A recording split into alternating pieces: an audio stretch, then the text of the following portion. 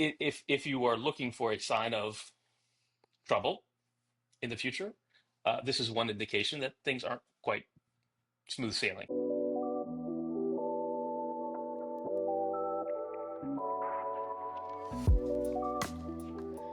Hello, everyone. Welcome to another episode of The Circuit. I am Ben Bajarin. Greetings, programs. I'm Jay Goldberg. All right. Well, we had the what do we call it again? I always like to say the earnings, end all earnings of the year, or the earnings heard around the quarter, but some sort of a name. Save us, Jensen. Same as Uncle Jensen. Save the market from whatever. Uh, and you know, the market is marketing at as we record this of Friday, November 21st at 1:44 p.m. Pacific time. But Yeah. it was a good quarter. Um, the call, even more bullish. It's one of those things where you walk away being like, look, at this stage of the game, it feels like every quarter from NVIDIA will be better than the last to some degree of beat. They're on the pace to, at some point in the next 18, 24 months, be averaging 100 billion a quarter. If Jensen's right, in his math in terms of what they've booked. And so I look at this and I just think, the stock moved a little bit afterward, which means that, yes, while it was a beat, there was kind of still a lot priced in. There was a lot of clarity on the market about, a couple questions came up and said, hey, you gave us this number, a couple weeks ago, the 500 billion, which we're, sort of backing off into 350 billion in 2026. And are you still going to hit that? And Colette was like, yeah, and it might be bigger because we've got new deals. So yeah, I'll let you go. What top line takeaways? If there was anything concerning, what did we see? So I would say, first blush, I agree with you. Everything was good. Good revenue, good EPS, good guide. It was good in the sense of better than the street expected. Mm, There, and expectations had gotten higher. The whole idea of whispers were pretty high, but still, I think they hit those. They hit a yeah, reasonable level of expectations, right, and it was very interesting to me. The stock was up 5%, 7% in the after hours, right. and then the next day it wasn't. And I I it's not entirely clear to me what caused people to change their minds. I mean, we've talked about this before. After hours numbers are not a perfect Yeah, indicator.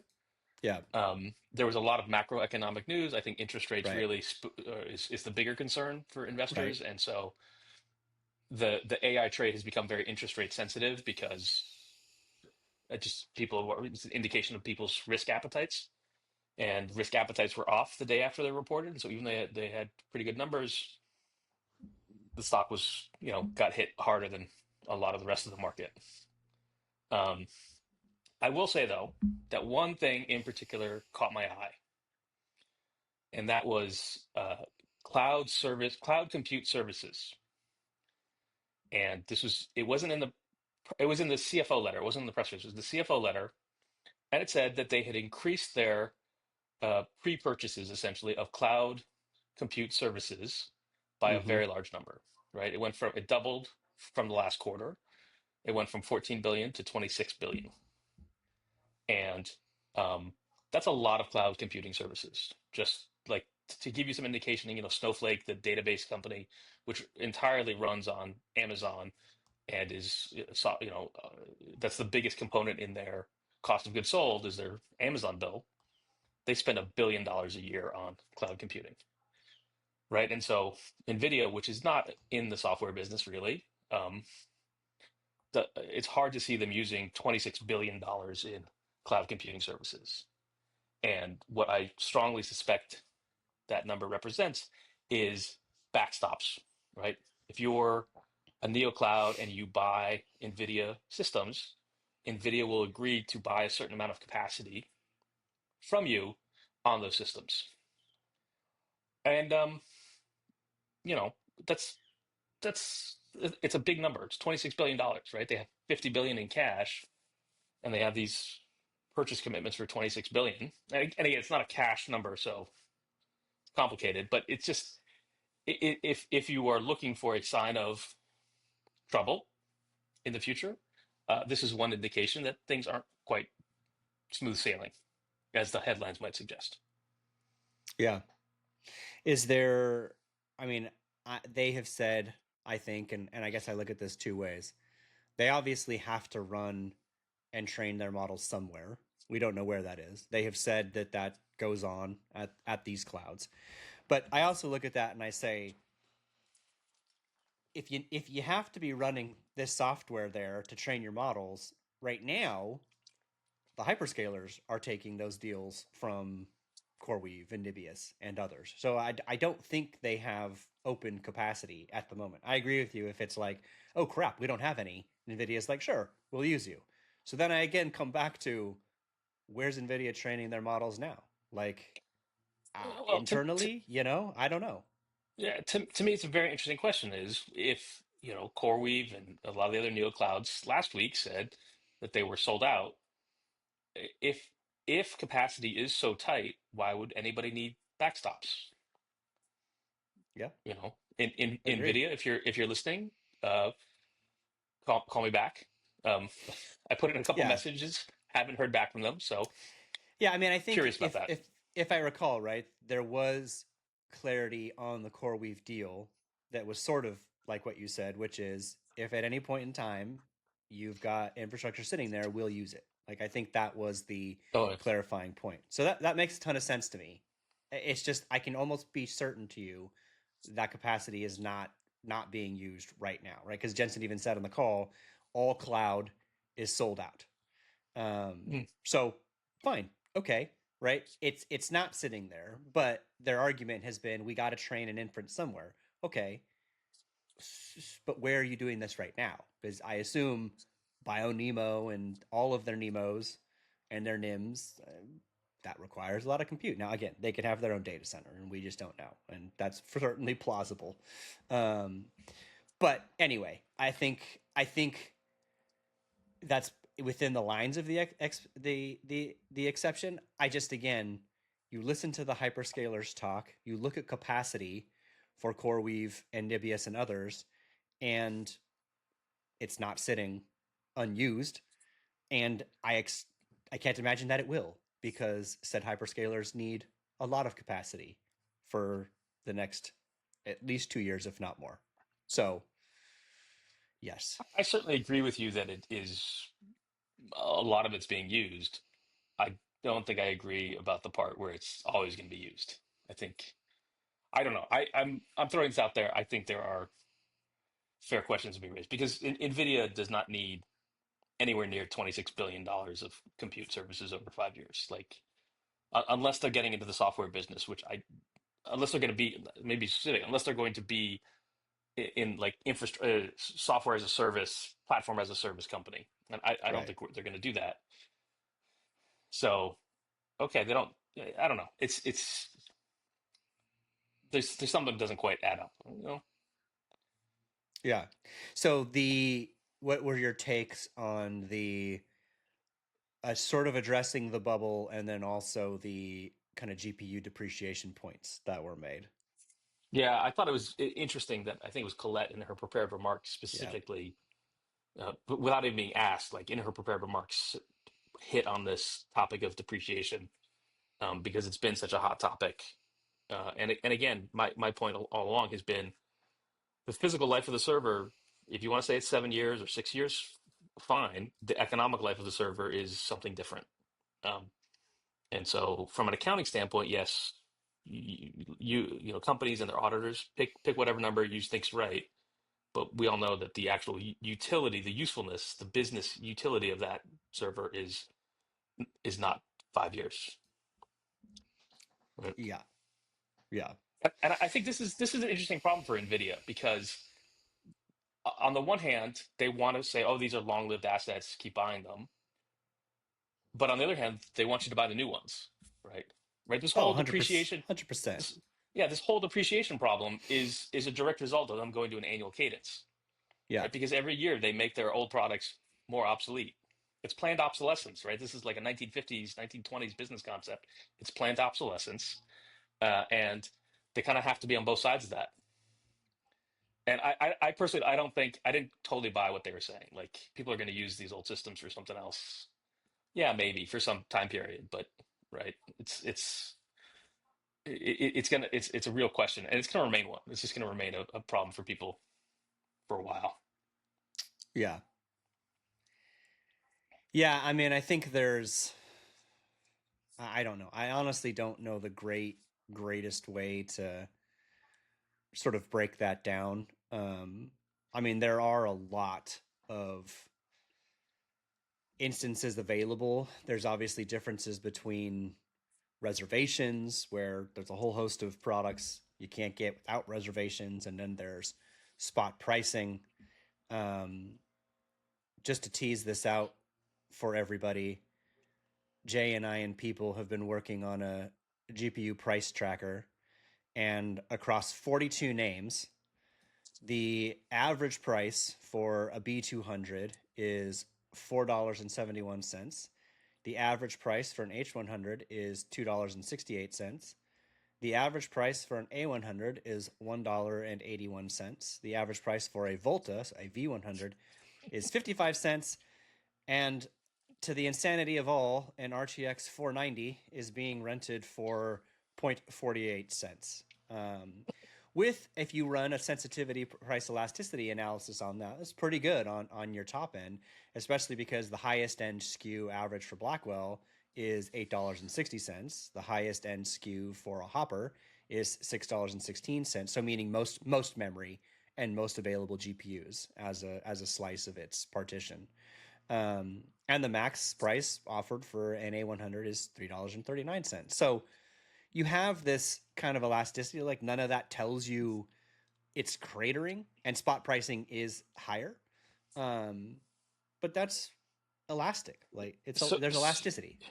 yeah, and I look at the price curves, and they look kind of like what you would think, sort of log right to log down to the right, Right. right? The Blackwells are very expensive. The Hoppers are 40-50% less, and it Yeah. sort of curves down from there asymptotically. The, right, and it's like to me, it looks like what a pricing curve should look like for something like this, and that's fine. By my math, a price curve like that means the actual economic life of a GPU is about 3 years. Right after you get past 3 years, you're bumping up against the cost of electricity, and so it's probably not super profitable to be running those voltages and the amperes are kind of borderline. But by contrast, what CoreWeave said last week was they're renting. They set a price for their hoppers 2 years ago. They just renewed those same hoppers with a customer, and the prices only came down 5%, not 40. Right. They came down 5. So if they can keep that going, then CoreWeave is in fantastic shape. That really helps them. But I don't think that like that's one customer. I don't see the hyperscalers renewing at a 5% discount Yeah. for old equipment. Yeah. Yeah. And I think the contract dynamic of this is super interesting too. And it plays a lot into it because obviously any cloud is working their tails off to do long-term contracts for pricing of these things. It's why most of the premium SKUs at any of the hyperscalers you can't get without talking sales, right? You can't just call up an instance through a dashboard. You got to go talk to sales, and you got to make reservations for those. So I get it, right? It makes sense in the dynamic, which again we've got scarcity. We don't have a massive installed base of Blackwell out there yet. Um, but you'll see, right? I think over the next 12 months, you'll just sort of see, what it looks like in terms of what you'll pay for in performance. So, right, speed gains, efficiency gains, training on a bigger model, what that price per flops, right, can translate into as people start running more of those workloads. So I think we'll see. We'll continue to see, but again, Jensen's point was these things are sold out anywhere. There's still demand. We're still seeing utilization of things that go back, many years, and that appears to be true. But you're absolutely right. They would rather everybody be buying Blackwells. And I mean, in fact, I Yeah, didn't Jensen say at one point, right? Just stop buying hoppers. And it's like, well, they yeah, would, but y'all just can't make enough Blackwells yet. So we're yeah, up against manufacturing curves. yeah. I think they said that, like, I think they have stopped selling hoppers now entirely. It's all Blackwell, which is as you'd expect. But there's still a lot of hopper out there, and the big Yeah, question is what are people going to do with it? And I think there are some who say, oh, we're going to train on Blackwell, and then we're going to run inference on Hopper. That's kind of NVIDIA's position. yeah, Jensen has yeah, said something along those lines in the past, yeah, and I think that's still an open question. Right. yeah. I think if I'll have to double check, but I do think Colette mentioned there were hopper sales, but it wasn't huge this quarter. Yeah, yeah, I can't remember the exact phrasing, It but was it's tiny. It clear was that not big. Hopper is almost done. Yeah, yeah. They're full transition, which again makes sense. So there was another couple questions that I thought came up, which again are largely repeats. So fine that we have to keep dealing with these things. But Jensen did make a roadmap point that I think is interesting in terms of kind of how they look at I won't say cramming, but designing for performance per watt, meaning giving you the most tokens, the most performance in your wattage budget. And, his sort of overarching point was, we're on an annual cadence. Each generation of these is going to give you more, possibly up to 50% more or 20% more or something in both token production at roughly the same, call it wattage level. It's going to go up a little bit, but it's not doubling, right? This is not Moore's law to say, but think along those lines, right?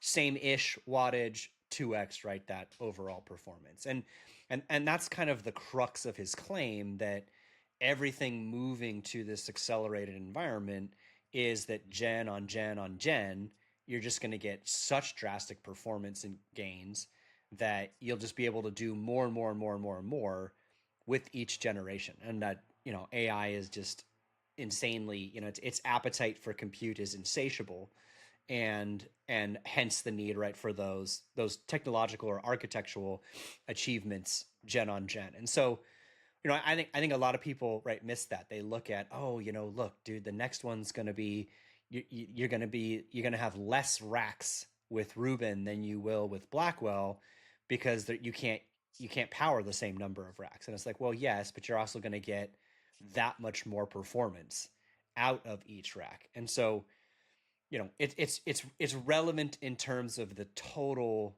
compute.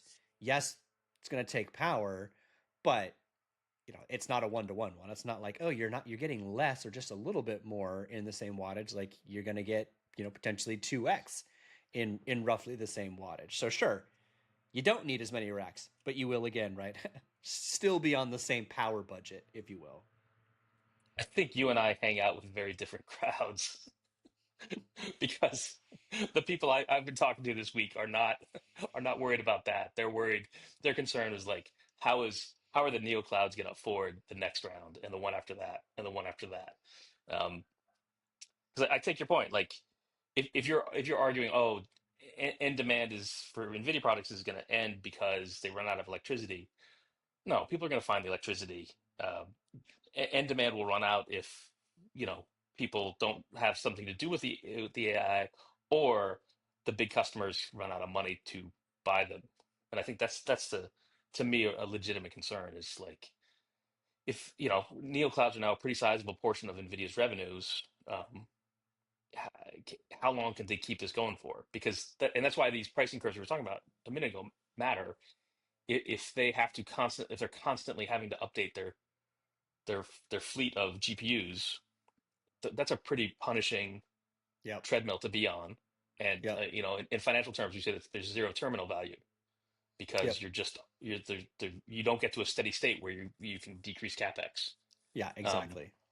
and that's the fear here. I think that's looming over a lot of the neoclouds, right? Yeah. But on the other hand, if they're able to keep pricing up for 4 years on some of these systems, then maybe it works. Like Yeah. that's kind of the hope. Yeah. Yeah, and I think there's the other part of this that I look at this when you just look at the big three clouds, right? They're all fighting to be also the AI cloud, right? Not the general purpose cloud. Right. Like this is a fight for who is going to win the AI cloud. And I think I wrote something on CoreWeave this week that was, I guess I tried to make it easy. I tried to make it easy to understand, but then a lot of people were like, "This isn't for beginners," and I'm like, "Okay, well, I'm sorry. I really did try, but there were some technical things that CoreWeave did that I thought were really interesting, as well as some of the software stacks um, that they have that I think are actually quite compelling, and one of the reasons why they're getting anywhere from 10 to 15% performance gains. But regardless, there's something to be said for you have optimized and purposely built your data center for AI workloads. You know what I mean? Like there's Yep. something to that strategy. And so all these clouds, I feel like they have to do this. Like Google has got to take this approach. Microsoft has got to take this approach, and they need to build brand new greenfield data centers, like fully tuned and optimized like an SoC, right? But the system is the data center Right. of compute for AI. And we're just like, that doesn't exist. Honestly, without other than CoreWeave at the moment, and to some degrees Nibius, I do think, um, but that's like tiny. Like I don't have an estimate, but let's just say it's what is it, 5%, 10% of data center infrastructure is what we would consider pure AI cloud at this point. Like it's not a lot, right? There's a lot of room to do that, and that's where I think like these clusters come in, both from Google, hopefully AMD with Helios. I mean, sorry, NVIDIA with Blackwell and beyond, AMD with Helios, and you have to imagine Google will build out TPU only data centers, right? Yeah. I mean, you see these big Microsoft, was it Fairwater buildings coming Yeah, up? yeah, I think yes, those are largely GPU yes, only, right. right? And those are big, but they're still under construction. Well, I mean, again, right? If you just say, okay, like let's say that like okay, I could probably break this down. I could do this, but Ben's going to try to do it in his head. So give me a plus or minus, right? In terms of gigawatts that's there today between the big three, um, which is something around 30 gigawatts of traditional data center. So then let's just go how much is there in gigawatts for pure AI? It'd be less than five. So that just shows you, right, how much there's the upside there still is compared to general data center in terms of wattage and the capacity that's being built out for these pure AI factories, right? You know. So we'll see. Like I said, that's why I keep coming back to there's a lot of interesting growth room ahead. It's still early, but the tension is right. It's early and it's supremely expensive. So it's Yeah. like it's not like it's early and you're like, oh, but I mean people got mad at me on Twitter, Jay, which they often do, I guess, um, because I said people were talking about all of the just in massive amounts of capex spend, and like I look at it this way, and I know that a lot of the hyperscalers are using some debt to finance this. And again, businesses use debt to finance things, so that's how it works. But right now, each hyperscaler is spending less than 30% of their annual revenues on capex. So it's not like they're underwater, right? It's not like they're sitting there going, we need like other names we've talked about who don't make that much money and are spending way more than their incoming dollars are. The hyperscalers do have cash to keep doing this for some time, and as long as AI revenues grow, I don't think it needs to pay for itself in 1 year. I think it needs to pay for itself in 3 years, right, give or take, or 4 years. But as long as that rises with their capex, I think they can continue to justify doing it, while again they're growing their top line as a whole, not just from AI revenue. So that's kind of like my beef is like, I get that it's expensive. Less than 30% of capex to me, sure, hurts, ish. But again, it's not like they're not making a lot of money as a top line. So certainly it's getting yeah, certainly the five of the sentient six have ample cash flow to pay for this, but we have already Meta is taking cash flow to zero, free cash flow to zero this year. Um, Google seems to be heading in that direction too. Oracle's taking on a lot of debt, right? So I mean, we're starting to get to meaningful numbers, right? When you start measuring capex against revenue, you that's like a very different business, right? I mean, I think of, like TSMC. That's how we measure TSMC's capex as a percentage of revenue. Most companies, we don't measure capex to revenue. It's just changing the nature of the beast. And I'm all for investing in the future. Um, but like at some point, we have to have a clearer return on that. And right, if you look at the revenue or the revenue growth of these six companies that are investing so much, other than OpenAI, which is a sort of separate category, we're not seeing commensurate acceleration in revenue or earnings growth. Right? They're growing, but they're not like growing much faster because of all their AI investments. Right? Sure, And that's the sure. problem, right? So Ye- like the counterfactuals. Imagine what happens if they weren't spending this much money. What would their revenue be growing like? And it'd probably be similar. So all So right, so you bring up an interesting question then, uh, thank you. which I don't know the answer. So but maybe you have thought. So okay, so part of what you said is, and I actually think the TSMC. I've used this before. People didn't love it. Like TSMC as an analogy, right? In terms of depreciation of have an asset, have a foundry, have a fab, depreciation of that. TSMC is an asset heavy business, right? Same Mhm. as right Intel largely is. So does this mean that maybe and maybe people think about Amazon somewhat this way because they do have to invest in a ton of physical things. Um, should this not like should some level of an asset heavy assessment analyze analysis and or valuation come into these types of players because they will have to keep investing in own assets along those lines, like they're not just pure software margin companies. I think that's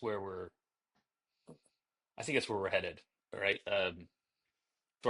Dorkesh podcast with Dylan from Semi Analysis interviewed Satya at Fairwater last week. And if you all should go listen to that, it's a pretty interesting interview. In part because Satya talks exactly about that subject, right? He's like, he makes a joke. He's like, "Oh, I'm investing $50 billion in capex," and he's like, "I'm a software company, right?" And it's clear that they're not. This whole right 10 years ago, you'd say, "Oh, these are great businesses. They have such high margins, such free cash flow, great free cash flow margins because it's software and the incremental contribution margin is so high." And that's just not the case anymore because of these big investments. And so Right, we could compare it to TSMC. The other example I hear people make a lot is they compare it to airlines, right? right. Which is very similar, where you have to keep replenishing and repairing your fleet. So that's looming out there. Yeah.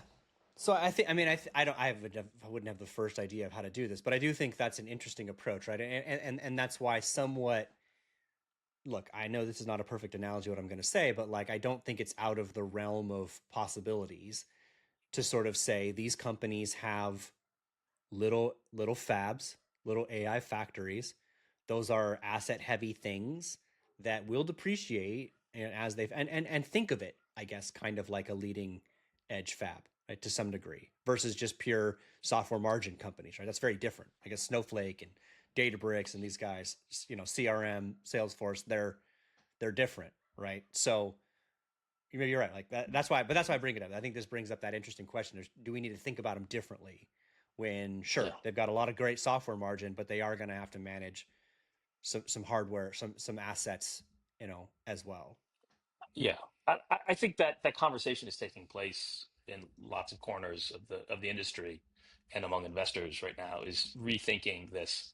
And I think the conclusion that most people have come to is no one really knows the answer yet, is to what degree this, you know, fundamentally changes the Right. nature of those businesses. Um, Yep.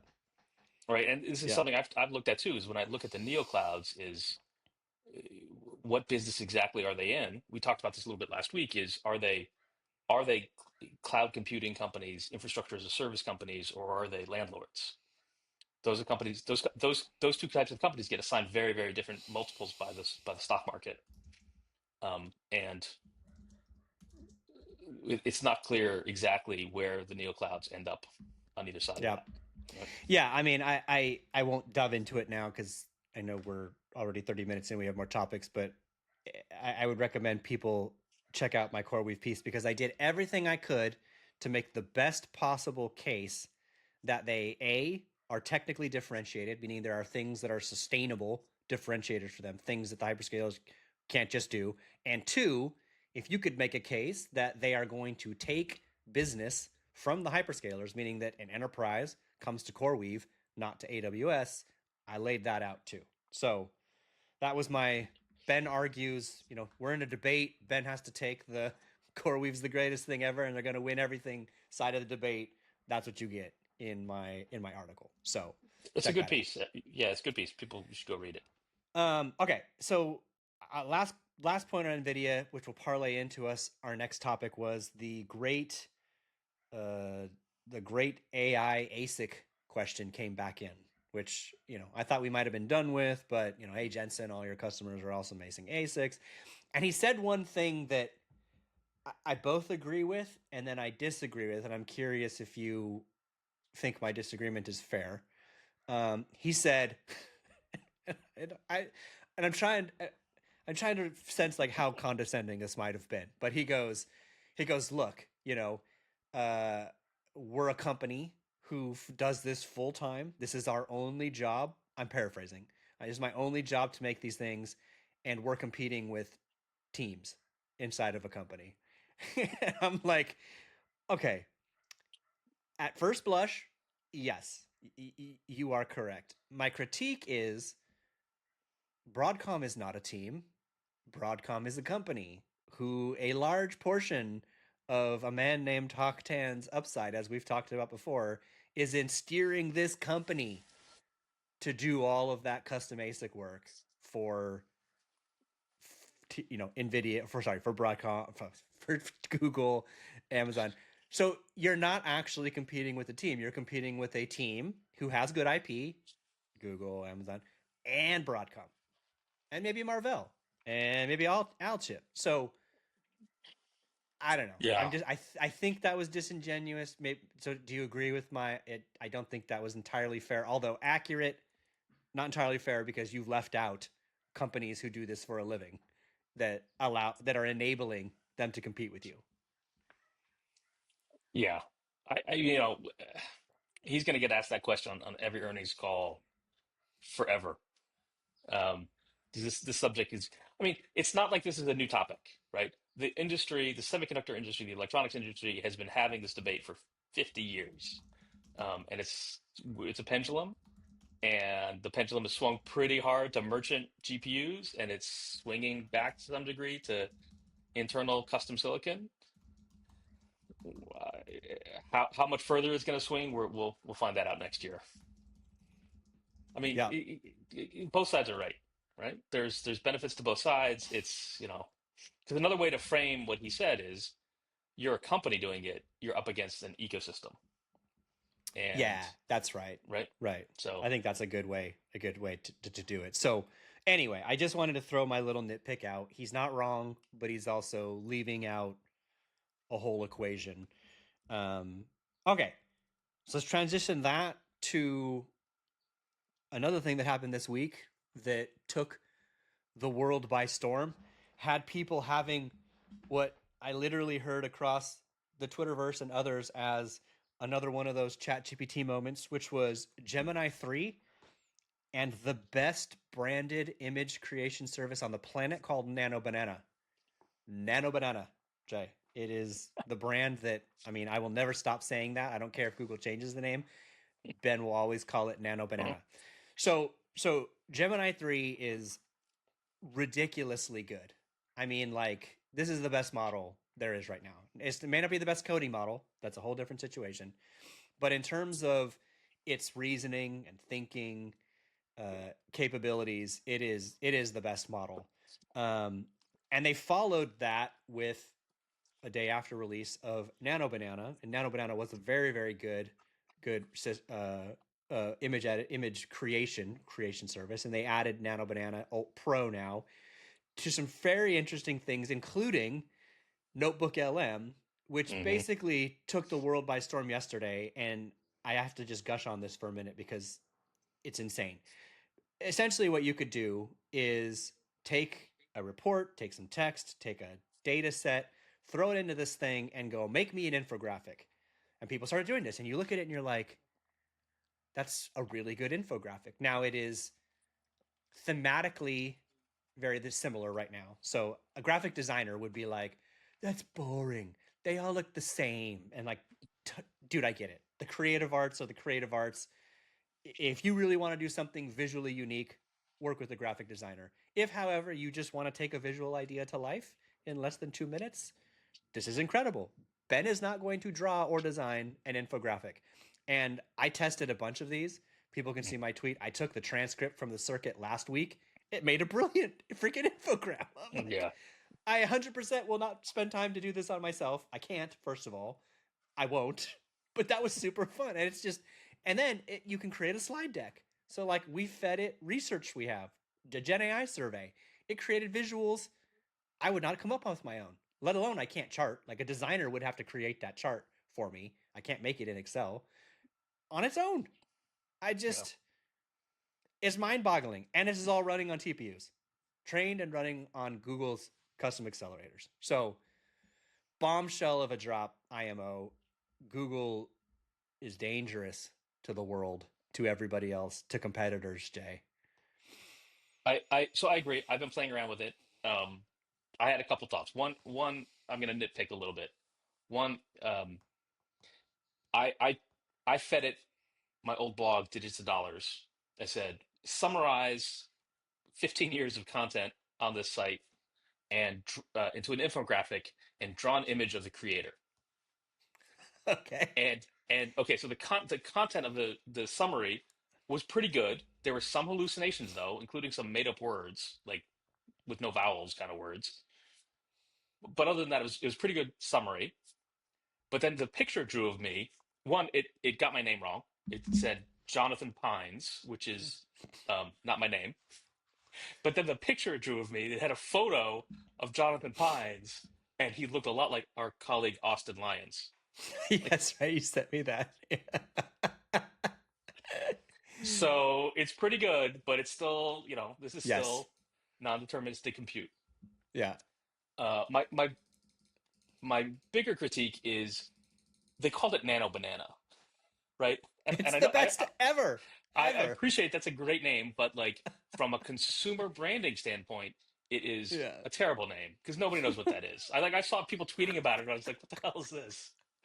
Right? And I think it shows that we have to remember this is Google, Yeah. and they're not so good at that whole product thing. Um, Now, okay, so that's my critique. Let me put that out of the way. I will say that it's very clear that Gemini 3 is incredibly powerful.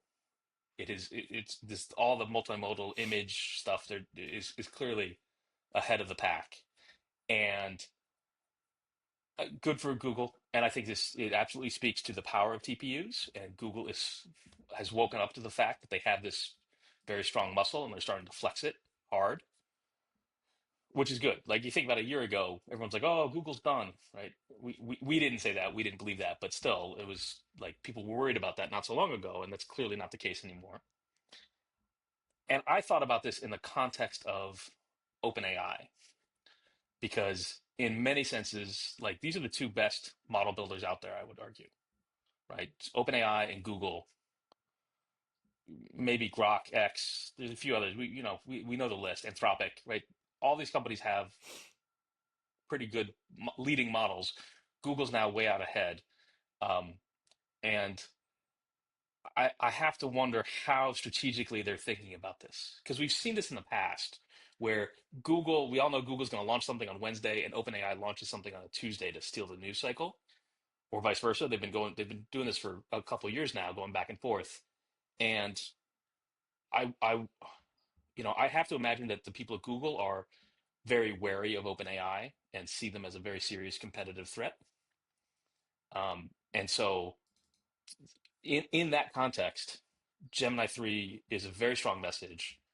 OpenAI has been noticeably silent this week. They didn't try to preempt it, probably because they had a clue as to how good it would be, and it was pointless to try and market against that.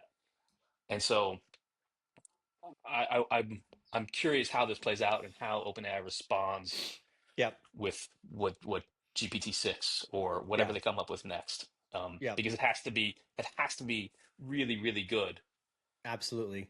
right? Yeah. So two things. One, I mean, this has got to light the fire of all fires, in my opinion, under OpenAI.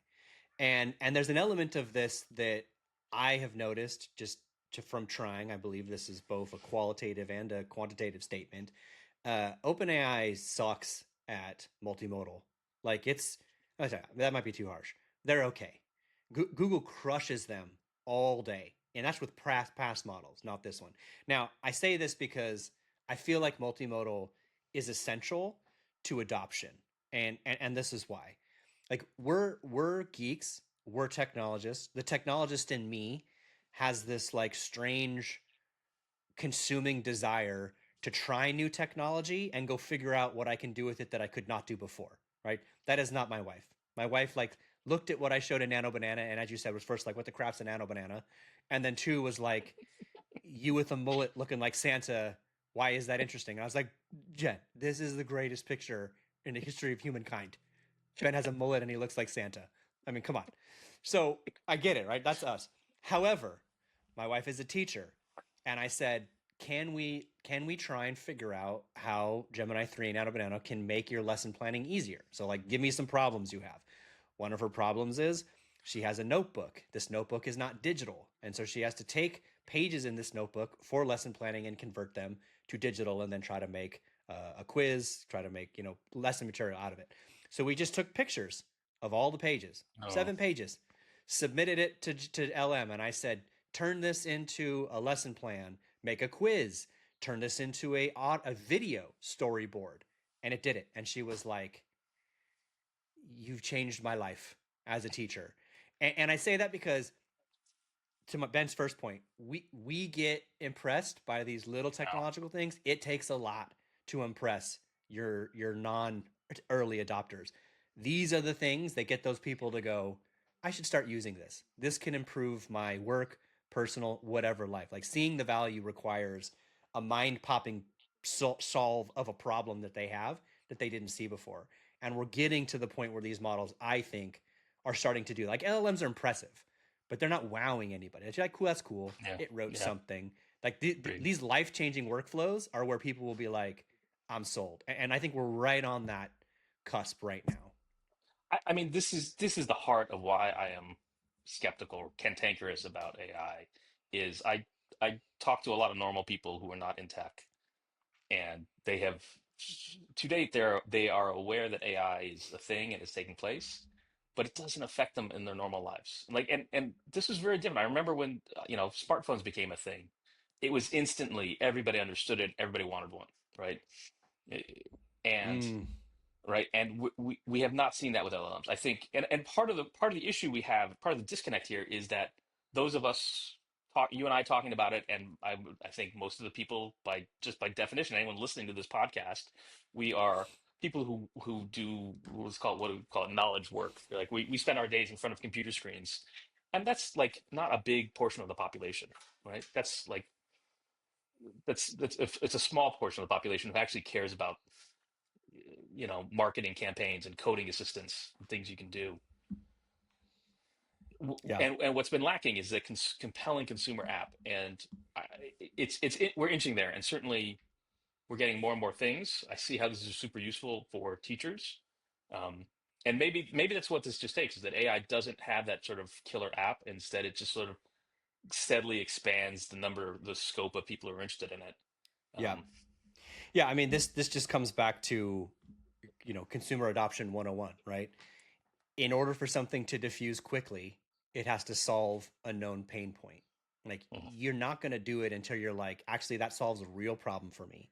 The second that the masses, and so again, that's why these models have to be able to be capable of addressing or solving a lot of use cases, not just one, right? Remember, what did GPT start with? Writing. What did it solve? It solved some writing automation. That was it. Not everybody has that problem. For a lot of Right. people, that might not be a pain point. Now you're starting to see it does so much. It's addressing a lot of workflows, analog and digital, right? To my point of like, this is a book and I need this book to become a lesson plan. And I can do that now in 10 minutes, right? So, Yeah. but that's why models have to get better in order for us to get wider adoption, which includes enterprises. Not every enterprise has a problem that AI just solves yet. It streamlines things, but we're not talking about Right. unlocking crap you couldn't do before, stuff you couldn't Right. do before. And that's why I get excited when these kind of big moments happen is we're getting closer to that reality where it just does so many things. It can address so many problems that when now we can start to visualize this adoption that we need. So anyway, that's my rant on the whole thing, but this is exciting. And to be personally selfishly, if I can save my wife 3 hours on a computer so we can hang out more because she's lesson planning, this is great for Ben as well. So now you're attacking Google's LM and whatnot. And dude, it makes flashcards. Like, you just click a button and it makes you flashcards. I was like, this is unbelievable. Like, anyway, all right. We've ranted, so we appreciate everybody's time, and we will talk to you on the next episode. Thank you, everybody. Thanks for listening. Tell your friends, write a review, click like and subscribe, and all that. All the things. Don't hate us on Twitter. Okay, bye.